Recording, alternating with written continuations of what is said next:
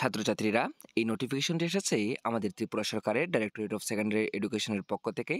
আপনারা যারা ক্লাস 9 এবং ক্লাস 11-এ আমাদের ত্রিপুরা রাজ্যের বিভিন্ন স্কুলগুলিতে আপনারা পড়াশোনা করছেন, যেগুলি বিদ্যাজ্যোতির অধীনে রয়েছে বা যেগুলি বিদ্যাজ্যোতি নয়, সেগুলিরও আপনারা যারা ক্লাস 9 এবং ক্লাস 11-এর বার্ষিক পরীক্ষা দিয়েছেন, আপনাদের বার্ষিক পরীক্ষার ফলাফল অর্থাৎ রেজাল্ট আগামী 28 মার্চ 2024 তারিখে প্রকাশ করা হবে।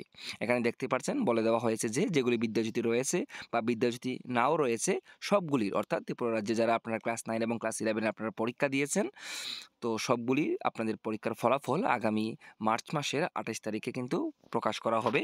তো এখানে বলে দেওয়া হয়েছে। তো অবশ্যই আপনারা আপনাদের বন্ধুদের সঙ্গে জানিয়ে দেবেন যে আপনাদের ক্লাস 9 এবং ক্লাস 11-এর বার্ষিক পরীক্ষার ফলাফল আগামী মার্চ মাসের 28 তারিখে কিন্তু পাবলিশ করা হবে। তো এই চ্যানেলে আপনারা ত্রিপুরার সমস্ত রকমের শিক্ষামূলক ভিডিও পেয়ে যাবেন।